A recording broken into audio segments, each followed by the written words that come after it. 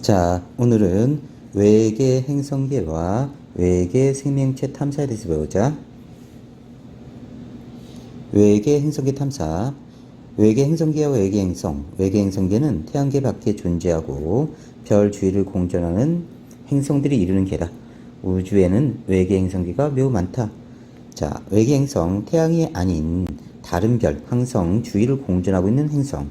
그러니까 우리 태양이 있고 수금, 지화, 목토천에 이렇게 공전하고 있지. 그런데 다른 쪽에도 태양과 같은 놈이 있고 그 주위에 행성들이 있단 말이지.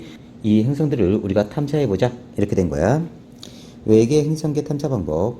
행성은 별에 비해 크기가 작고 스스로 빛을 내지 않아서 매우 어둡기 때문에 외계 행성을 직접적으로 관측하는 것은 거의 불가능해. 따라서 외계 행성은 주로 별을 이용해서 간접적인 방법으로 탐사한다. 자, 첫 번째 방법, 중심별의 시선 속도 변화를 이용하는 방법이다. 행성과 중심별은 공통 질량 중심주의를 공전하므로 별빛의 도플러 효과가 나타난다. 자, 일단 질량 중심 한번 보자. 자, 태양을 중심으로 행성이 이렇게 돈다고 하자. 그러면 공통의 질량 중심이 여기야. 그러면 외계 태양도 이 공통의 질량 중심을 통해서 돌고, 자, 얘도 이 행성 주위를 돌게 되겠지. 그래서 공통 질량 중심에 따라서 얘네들이 이동이 틀려지는 거야. 그러니까 이렇게 생각하면 돼. 자, 태양을 중심으로 행성이 공전을 하는데 공통 질량 중심이 여기라면, 자, 태양도 이 공통 질량 중심을 돌고 태양이 이렇게 이동하면 얘도 이 공통 질량 중심을 통해서 이렇게 공전해 나가는 거야. 태양이 이쪽으로 오면 다시 얘도 이쪽을 따라 움직이겠지, 그지? 그러면 내가 얘를 바라보면 공통 질량 중심에 따라서 멀어지거나 가까워지거나 둘 중에 하나가 성립이 될 거야, 그지? 자, 그러면 도플러 효과가 나타나는데 소리나 빛과 같은 파동이 관측자의 시선 방향에서 멀어지면 파장이 길어지고 가까워지면 파장이 짧아지는 현상이다. 자, 우리가 자동차를 관측해보면요, 가까이 다가올 때는 뭉 하고요, 자, 얘 입장에서 멀어질 때는 뭉 이런 소리 납니다. 그러니까 내가 이렇게 쳐다보고 있는 거야, 자동차를. 그럼 자동차가 뭉 다가올 때는 진동수가 커져. 높은 소리가 난다고. 자, 그 다음에 멀어질 때는 뭉, 진동수가 작아져. 낮은 소리가 나. 그래서 진동수가 크면 높은 소리가 나고 진동수가 작아지면 낮은 소리가 난다고. 자, 파동의 속력 V는 F로 암단데, 자, 공기 중에서 얘가 일정하다면 진동수가 커지면 파장은 짧아지고 진동수가 작아지면 파장이 길어져. 그래서 이 도플러 효과를 통해서 우리가 무엇을 판단할 수 있냐면, 여기 있는 관측자 입장에서는 이 자동차가 멀어지는 거야. 이렇게 멀어지니까 진동수가 작아지고 파장은 길어져. 자, 여기 있는 관측자 입장에서는 얘가 다가오니까 진동수가 커지고 파장이 짧아져. 이걸 통해서 이 물체가 가까이 다가오는지 멀어지는지 확인할 수 있는 거야. 뭘로? 파장으로. 그러니까 파장이 길어지면 멀어지는 거고 파장이 짧아지면 얘가 다가오는 거지, 그지? 중심별과 행성의 공통 질량 중심이 여기야. 이럴 때 중심별이 이렇게 이동하고 행성이 이렇게 이동할 때는, 자, 관측자 입장에서 얘의 거리 변화가 없어. 그래서 흡수선이 제자리에 나타나게 됩니다. 시선 방향에서 속도 변화가 나타나지 않을 때는 도플러 효과가 나타나지 않아. 다음, 자, 행성이 이쪽에 있고 중심별이 이쪽에 있어. 공통 질량 중심은 여기고, 이렇게 되면 중심별이 멀어진다고. 그러면 관측자가 이 중심별을 관측해 보면 이 중심별은 멀어지고 있는 거야. 멀어지면 적색 편이가 나타나. 다시 한번 하자. 푸른색 계열은, 자, 진동수가 크고 파장이 짧은 거야. 붉은색 계열은 진동수가 작고 파장이 긴 거지, 그지? 그래서 적색 편이가 나타나면 파장이 긴 붉은색 쪽으로 흡선이 치우쳐서 나타나. 중심별이 지구에서 멀어질 때는 별빛의 파장이 길어지므로 스펙트럼에서 흡수선이 붉은색 쪽으로 이동하는 적색 편이가 나타난다. 거꾸로 말하면 적색 편이가 나타났다는 뜻은 멀어진다. 이 뜻이야. 다시, 자, 관측자 행성 중심별이 일직선상에 배치되어 있는 거야. 이렇게 되면 중심별이 이쪽으로 이동하지, 그지? 그럼 거리 변화가 없어. 그러면 도플러 효과가 나타나지 않아서 흡수선의 위치가 원래 위치에 그냥 머물러 있게 되는 거지. 다음, 이번에는 여기가 행성이 있고 중심이 이쪽에 있는 거야. 얘가 이쪽으로 공전해 오니까 다가와. 다가오면 청색 편이가 나타나. 흡선이 다 청색 쪽으로 치우쳐져 버리는 거지. 중심별이 지구에서 가까워질 때는 별빛의 파장이 짧아지므로 스펙트럼에서 흡수선이 파란색 쪽으로 이동하는 청색 편이가 나타난다. 다시 청색 편이가 나타나면 가까워진다. 이 뜻. 다시 정리하자. 별빛의 도플러 효과. 1번을 보면 얘는 그 위치에 그대로 흡선이 있어. 이건 자 속도 변화가 없는 거야. 시선 방향에서 속도 변화가 없을 때. 2번은 적색 편이가 나타났지. 흡선이 붉은색 쪽으로 치우쳐진 거야. 그러니까 관측자에게서 멀어지는 거고. 자 얘는 청색 편이가 나타났네. 그지? 이쪽으로 나타난 거니까 이러면 가까워진다. 자 기억해 놓고. 특징. 행성이 질량이 클수록 별의 움직임이 커서 도플러 효과가 크게 나타나서 탐사에 효과적이야. 그러니까 행성 질량이 엄청나게 크면 얘가 움직이는 폭도 커진다고. 그래서 도플러 효과가 더 많이 나타나. 자, 중심별의 파장 변화를 관측하면 행성의 질량을 추정할 수 있어. 2009년 케플러 우주만원경을 발사하기 전까지는 대부분 외계 행성이 이 방법으로 발견됐어. 근데 한계점이 있네. 행성의 공정 궤도면이 관측자의 시선 방향과 수직일 때는 관측이 불가능해. 그러니까 이렇게 되는 거지. 행성의 공정 궤도면이 이렇게 돼 있고 관측자가 이렇게 관측해야 자 도플러 효과를 관측할 수 있는데 행성의 공정 궤도면이 만약 이렇게 돼 있고 관측자가 이렇게 보고 있다. 그러면 관측자의 시선 방향과 수직으로 행성의 공정 궤도면이 설정되어 있으면 관측할 수 없다는 뜻이야. 왜냐하면 거리 변화가 없으니까. 이렇게 돼야 가까이 다가오고 멀어지고 이렇게 거리 변화가 생기는데 이렇게 공정 궤도면이 수직이면 관측할 수가 없다. 행성이 질량이 작거나 중심별에서 멀리 떨어져 있으면 중심별의 이동 속도가 작아서 관측이 어려워져. 지구처럼 작은 행성은 발견하기 어렵다. 다음 두 번째 방법. 식현상을 이용하는 방법인데 횡단법이라고도 합니다. 중심별 주위를 공전하는 행성이 별의 앞면을 통과하면 별의 밝기가 감소해요. 그러니까 이렇게 조명이 있는데 여기에 요만한 공이 이렇게 지나가는 거야. 그럼 가리지. 그러면 어두워질 거야. 그걸 이용하자. 그 뜻이다. 중심별의 주기적인 밝기 변화로 외계 행성의 존재를 확인할 수가 있다. 자, 중심별 주위를 공전하는 행성이 이렇게 지나가면 가려지지. 그치? 그러면 밝기가 더 어두워지는 거야. 행성이 중심별을 가리지 않는다. 1번 여기지. 별의 밝기가 가장 밝게 관측되고 행성의 일부가 중심별의 일부를 가려. 가리는 행성이 별보다 어두우므로 별의 밝기가 감소하고요. 자, 이렇게 들어오게 되면요. 행성 전체가 중심별의 일부를 가립니다. 별의 밝기가 가장 어둡게 관측된다. 자, 특징. 행성의 반지름이 클수록 별의 밝기가 크게 감소해. 자, 그러면 행성이 있더시만 하면 별이 많이 가리지. 그러면 별의 밝기가 크게 이렇게 감소할 거라고. 자, 그래서 행성의 반지름이 클수록 탐사에 효과적이다. 중심별의 밝기가 감소한 시간 또는 밝기 변화량을 측정해서 행성의 반지름을 추정할 수가 있어. 식현상이 일어날 때 행성의 대기를 통과하는 별빛을 분석하면 행성의 대기 성분을 알 수가 있고 한계점은 행성의 공정 궤도면이 관측자의 시선 방향과 거의 나란한 경우에만 이용할 수 있고 별끼리 식현상을 일으키는 것과 구분하기 힘들다. 자, 공정 궤도면이 크게 길어지면 식현상이 일어나지 않아. 그러니까 이렇게 된 거지. 다시 중심별이 여기 있고 행성이 이렇게 움직이면 이 공정 궤도면이 이렇게 형성되고 내가 이렇게 나란하게 보면 중심별을 행성이 잘 가리는 걸 볼 수가 있지만 행성이 공정 궤도면이 이렇게 돼 있다면 자, 내가 바라봐도 중심별을 가리는 걸 볼 수가 없어. 공정 궤도면이 수직이 되면 단점이다. 자, 세 번째 방법, 미세 중력 렌즈를 이용하는 방법인데 미세 중력 렌즈 현상. 두 천체가 같은 시선 방향에 있을 때 뒤쪽에 있는 천체에서 오는 빛이 앞쪽에 있는 별의 중력에 의해 미세하게 굴절되는 현상이야. 앞쪽 별이 행성을 가지고 있다면 행성의 중력에 의해 추가적인 밝기 증가가 나타나 먼 천체의 밝기 변화가 불규칙해져. 먼 천체의 밝기 변화로 외계 행성의 존재를 확인할 수 있다. 다시 보자. 미세 중력 렌즈 현상에 의한 먼 천체의 밝기 변화. 지구에서 요 별을 관측했을 때 중력 렌즈 효과에 의해서 빛이 이렇게 된다고. 자, 그러면 먼 천체의 별의 시선 방향에 나란할 때 별이 먼 천체 앞쪽을 지나가면 별의 중력에 의해 먼 천체의 원래 밝기보다 더 밝게 보여.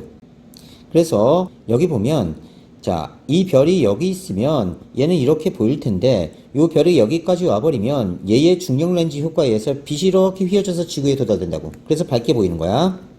자, 행성이 있는 별이 지나갈 때는 무슨 일이 벌어지냐면 먼 별의 중력 렌즈 효과가 나타나고 행성의 중력 렌즈 효과도 또 나타나는 거야. 그러니까 밝기가 추가로 상승해. 행성의 중력으로 인한 효과가 더해져서 먼 천체에 밝기가 추가로 증폭되어 나타난다. 자, 중력 렌즈 현상. 관측자의 시선 방향에 별 또는 은하 등이 나란히 있을 때 가까운 천체의 중력으로 인해 먼 천체에서 오는 빛이 굴절된 것처럼 휘어져 보이는 현상을 중력 렌즈 현상이라고 해요. 마치 볼록 렌즈가 있으면 빛이 이렇게 와서 휘어져서 들어오는 것처럼 여기 어떤 별이 있고 내가 관측을 할 때 먼 별의 빛이 이렇게 뻗어 나가야 되는데 중력 렌즈에서 휘어져서 이렇게 보이는 거야. 그래서 자, 얘가 중력 렌즈 역할을 한다. 렌즈 역할을 한다. 특히 별 또는 행성이 휘어지는 것을 미세 중력 렌즈 현상이라고 한다. 특징을 보면요. 행성의 공전 궤도면과 관측자의 시선 방향이 나란하지 않아도 얘만 이제 예외네. 나머지는 다 나란해야 되는데 행성을 발견할 수 있다. 지구와 같이 질량이 작은 행성과 공전궤도 긴 반지름이 큰 행성을 탐사할 때 유리하다. 자, 공전궤도가 있으면 이게 긴 반지름이죠. 자, 그런데 지구와 같이 질량이 작은 행성도 관측하기 쉽고 공전궤도 긴 반지름이 큰 행성을 탐사할 때 유리하다. 왜냐하면 공전궤도 긴 반지름이 크면 언제 식현상이 일어날지 모르기 때문에 식현상을 이용하기 어렵고 행성과 별의 공전 속도가 너무 느려서 별빛의 스펙트럼 편이량이 매우 적게 나타나 도플러 효과를 이용하기 어렵다. 중심별이 있고 얘가 공전이 이렇게 해나가는데 대부분 공전궤도는 타원형 궤도예요. 그래서 여기를 짧은 반지름, 여기를 짧은 반지름이라고 하고요. 여기가 짧은 반지름, 여기가 긴 반지름이야. 근데 이 반지름이 너무 길어져 버리면 자, 한번 도는데 시간이 오래 걸려요. 그래서 식현상이 언제 일어날지 모르고요. 그래서 식현상은 이용하기 어렵고 공전 속도가 너무 느려져. 바깥쪽으로 갈수록 이렇게 공전궤도가 길어질수록 속도가 너무 느려. 그러면 별빛 스펙트럼 편이량이 매우 적게 나타나기 때문에 도플러 효과도 이용하기 어려워.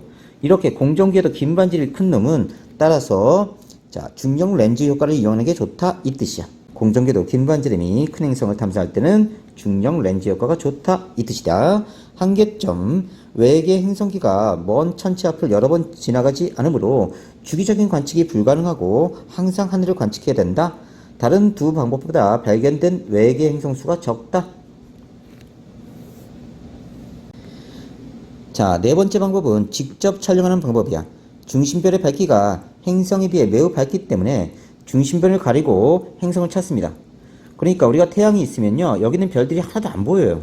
볼 수가 없어. 너무 밝은 게 있으면. 마찬가지로 중심별이 있는데 주위에 행성이 있으면 이 중심별의 밝기 때문에 행성을 볼 수가 없잖아. 그래서 얘를 가려버리는 거야. 가리고 얘를 찾는 거지. 특징. 행성의 존재를 사진으로 확인할 수 있고 대개 성분을 분광 관측으로 알 수가 있어. 한계점은 지구에서 중심별까지의 거리가 멀면 직접 촬영하여 행성을 관측하기 어렵다는 단점이 있네. 외계 행성계의 특징. 외계 행성계의 탐사 목적. 태양계의 형성 과정에 대한 단서를 제공받을 수 있고 지적인 생명체를 발견하며 우주로 활동력을 넓히기 위해 탐사한다. 외계 행성계 탐사 경향. 지구와 같이 크기가 작고 암석으로 된 행성을 찾기 위해 노력하고 있고요. 케플러 우주만환경. 자, 케플러 우주만환경은 자, 식현상으로 나타나는 중심별의 밝기 변화를 관찰하여 외계 행성을 탐사하고요. 제임스 웹 우주만환경은 주로 적외선 영역을 관측합니다. 관측 가능한 초기 우주 상태와 외계 행성계를 연구하는 데 이용된다. 케플러 우주만환경, 외계 행성을 탐사할 목적으로 2009년에 발사된 우주만환경으로 지구와 크기가 비슷하고 중심별과 거리가 적당하며 중심별 주위를 약 1년에 한 바퀴씩 공전하는 외계 행성을 찾고 있어요. 외계 행성계의 특징.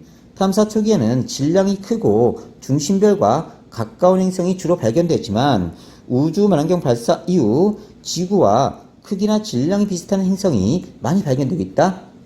외계 행성의 탐사 범위. 외계 행성계 탐사는 우리 은하 안에 있는 별들이 대상이 돼. 외부 은하는 너무 멀리 있으므로 별을 하나하나 구분하여 관측하기 어려워. 따라서 외계 행성계 탐사는 거의 불가능하다. 지금까지 발견된 외계 행성계의 특징. 가에서라는 최근까지 발견된 외계 행성계에 대한 통계 자료를 나타낸 것이다. 자, 92년에는 한 개 발견됐네, 그지? 그러다가 점점점 많이 발견되고 있어요. 질량이 큰 것부터 작은 것까지. 다음, 행성의 수. 반지름이 지구를 일로 놨을 때 1.9배에서 3.1배 정도 되는 게 가장 많이 발견됐고요. 그 다음, 지구 행성과 비슷한 놈은 적게 발견됐네요. 나머지는 좀 불규칙하고요. 외계 행성의 공정궤도 반지름과 질량. 지구의 공정궤도 반지름을 1로 놨을 때 0.1배 되고 질량은 100분의 1배 되는 것들. 그 다음에 지구와 공정궤도 거의 비슷하고요. 질량도 비슷한 놈은 여기 발견된 거네요. 다음, 중심별의 질량에 따른 외계 행성의 개수. 중심별의 질량이 태양과 비슷했을 때는 외계 행성이 이 정도 발견됐네요. 그 다음에 나머지는 적게 발견됐고요. 다시 봅시다. 가, 탐사 초기에는 기술이 정밀하지 않아서 대부분 질량이 큰 행성이 발견됐어. 그러니까 탐사 초기에는 질량이 큰 놈들이 발견됐네, 그치? 나중에는 질량이 작은 놈들도 발견됐다. 자, 가장 많이 발견된 외계 행성의 반지름은 지구 반지름의 1.2배에서 3.1배. 이게 가장 많이 발견됐네. 시선속도 변화를 이용해서 발견한 외계 행성은 공정궤도 반지름이 크고 질량이 크다.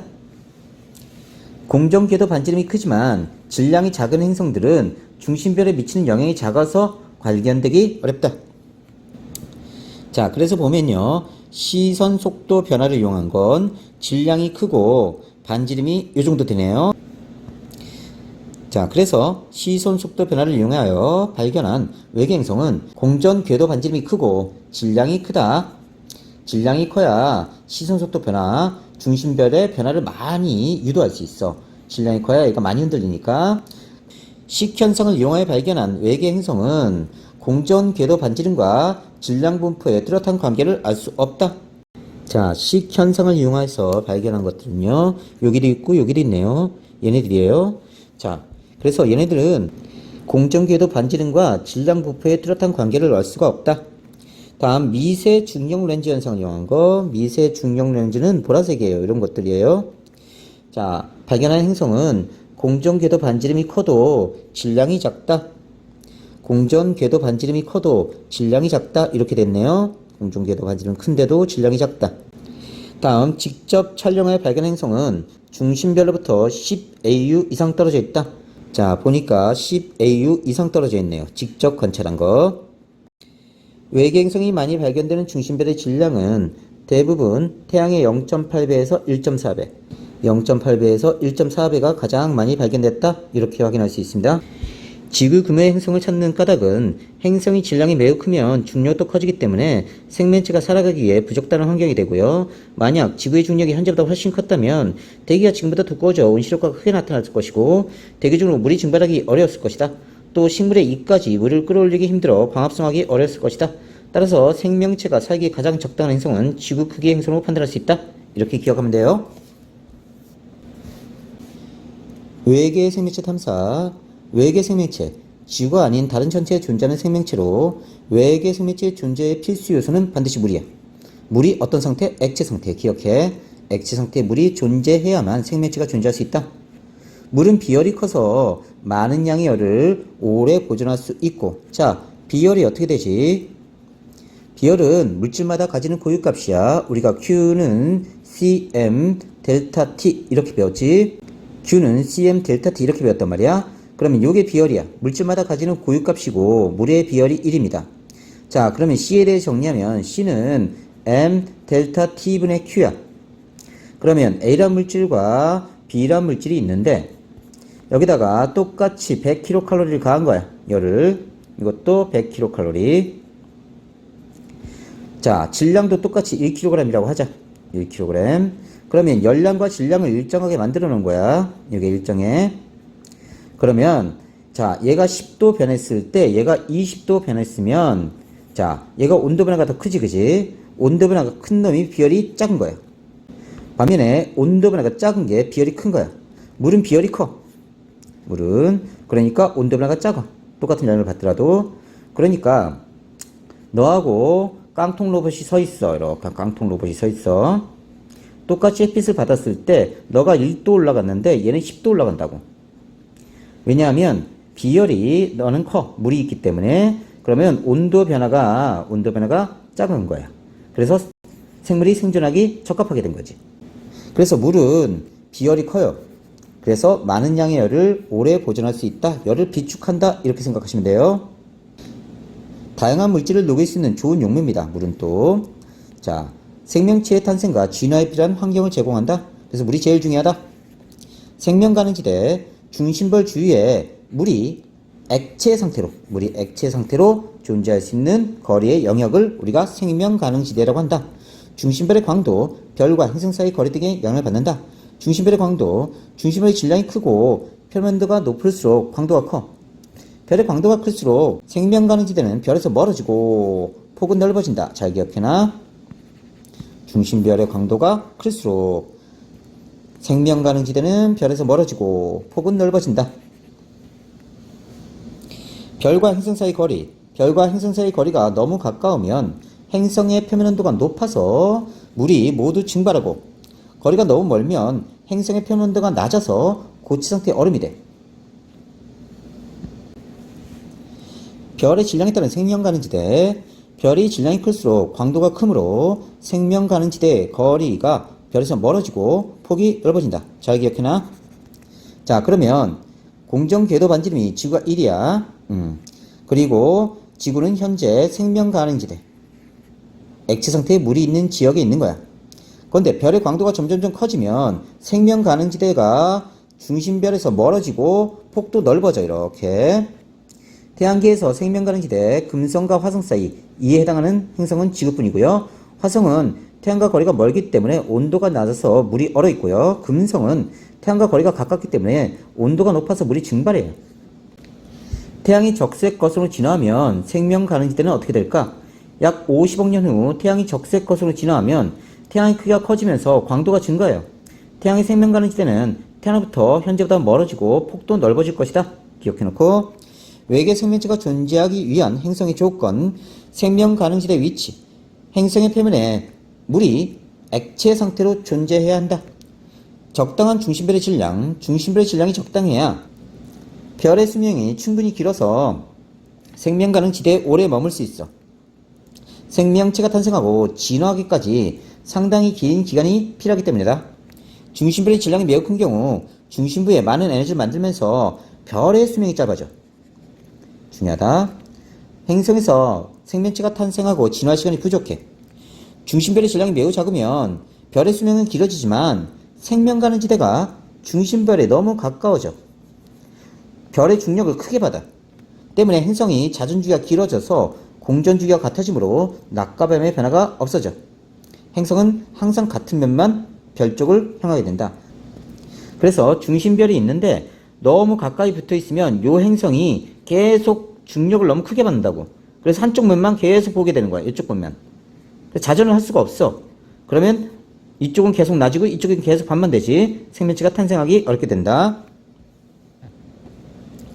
적절한 두께의 대기 존재. 대기는 우주에서 오는 생명체의 해로운 자외선을 차단해. 대기의 두께가 적절해야 온실 효과를 일으켜서 행성의 온도를 알맞게 유지하고 낮과 밤의 온도차를 줄여서 생명체가 살 수 있는 환경을 만든다. 자기장의 존재. 자기장은 우주에서 날아오는 유해한 우주선이나 고에너지 입자를 차단해요. 위성의 존재. 위성은 행성의 자전축이 안정적으로 유지될 수 있도록 하고요. 적당한 자전축의 경사. 자전축이 적당히 길어져 있어야 계절 변화가 극심하게 나타나지 않는다.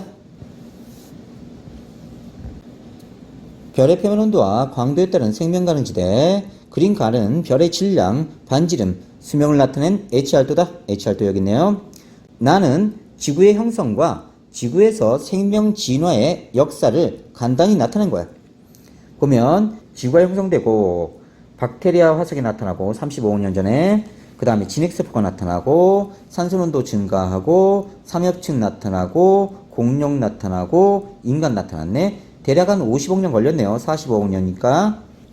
다음, 자, 가를 이용하여 주계열성의 물리량을, 나를 이용하여 지적 생명체가 존재할 수 있는 중심별의 수명 조건을 확인한다. 다시 보자.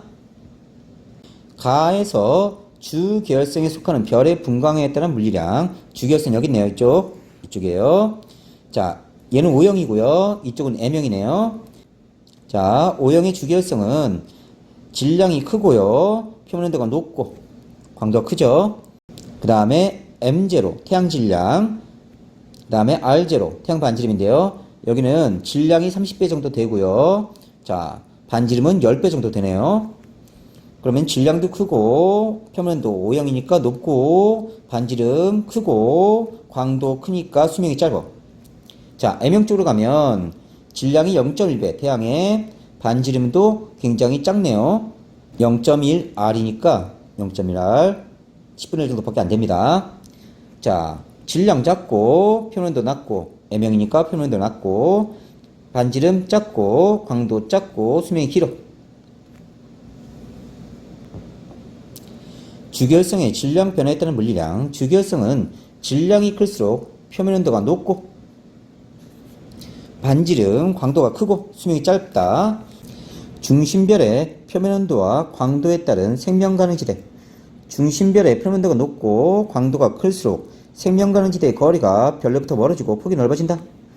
다시 중심별의 질량이 커질수록 자, 생명가능지대가 넓어지고 거리가 멀어진다. 다음, 생명체가 존재하기 가장 적합한 중심별의 분광형, O형별은 수명이 짧아서 행성의 생명체가 탄생하고 진화할 시간이 부족하고, M형별은 표면온도가 낮아서 행성의 적당한 온도를 가지려면 별에 가까이 붙어 있어야 돼. 이때 행성은 별의 중력을 받아 환경이 불안정해져 생명체가 안정적으로 진화하기 어렵다. 따라서 태양과 유사한 G형별이 행성에 생명체가 존재할 가능성이 크다. 그래서 G형을 눈여겨본다. 지적 생명체가 존재할 수 있는 중심별의 수명 약 10억 년 이하인 별은 지적 생명체가 탄생할 시간이 충분하지 않다. A형 별보다 질량이 큰 별들, 얘는 불가능하다. 수명이 최소 30억 년 이상인 별에서 지적인 생명체가 존재할 수 있다. 따라서 F형 별보다 질량이 작은 별, F형보다 질량이 작은 별이다.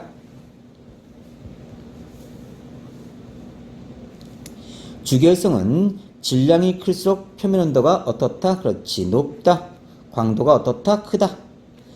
별의 광도가 클수록 생명 가능 지대의 거리는 별에서 멀어진다. 우리 은하에서 외계 생명체를 찾을 때 G형별을 차지하는 까닭, 별의 수명이 적당하게 길기 때문이다. 별의 수명이 적당히 길기 때문이다. 이게 답이네. 외계 행성계와 외계 생명체 탐사, 외계 생명체 탐사 활동과 외계 생명체 탐사 활동, 태양계 내의 생명체 탐사, 행성이나 위성에 직접 탐사정을 보내 탐사한다. 태양계 행성 중 지구와 가장 비슷한 환경인 화성에 소저너, 큐리오시티 등을 보내 물과 생명체의 존재를 조사한다. 가장 직접적인 방법이다. 지구의 극한 환경에 사는 생명체를 연구하고 생명체가 생존할 수 있는 조건을 연구하고요. 지구에 떨어진 운석을 분석해서 간접적으로 외계 생명체의 존재 의무를 확인한다. 생명체가 존재할 가능성이 있는 행성의 위성, 타이탄, 토성의 위성인데 표면 기압이 지구와 비슷하고요. 지구와 마찬가지로 대기의 주성분이 질소고 메탄으로 이루어진 호수의 존재가 확인되었다. 유로파, 목성의 위성인데요. 표면은 얼음으로 덮여 있고요. 얼음 표면 아래에는 목성과의 조속력에 의해 열 에너지가 발생하기 때문에 물로 이루어진 바다가 있을 것으로 추정하고 있다. 태양계 밖의 생명체 탐사, 전파 만원경을 이용한다. 세티 프로젝트, 처음에는 미국 정부의 지원을 받는 국가 프로젝트로 시작했으나 현재는 민간 중심으로 진행되고 있다.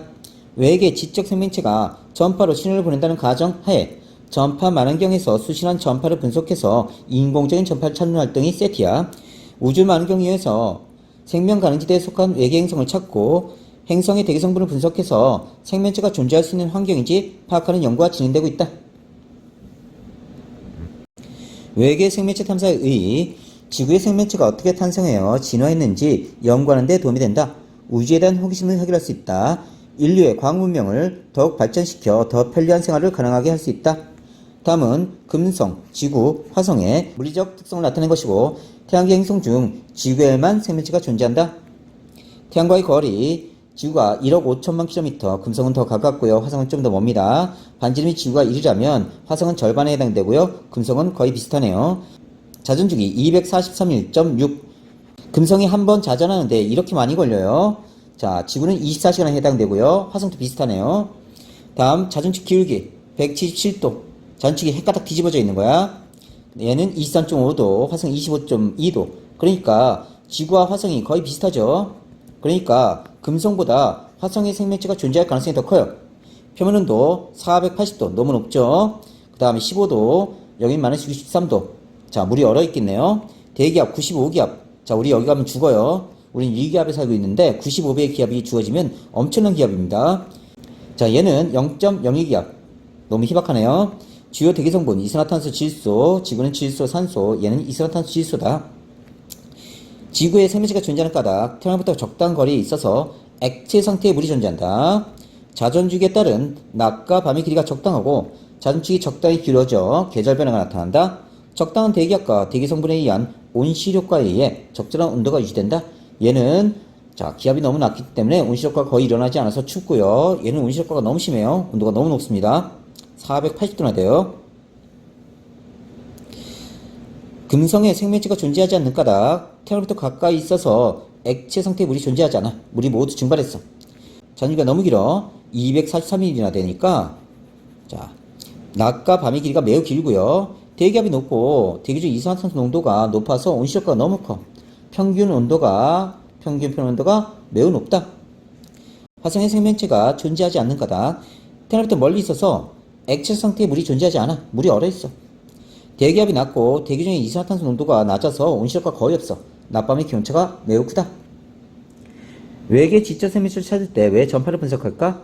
우리와 유사한 문명을 가진 존재가 있다면 그들도 통신 수단으로 전파를 이용할 것이라고 생각했고, 전파는 우주 공간의 다른 물체에 잘 흡수되지 않아서 멀리까지 전달되기 때문이다.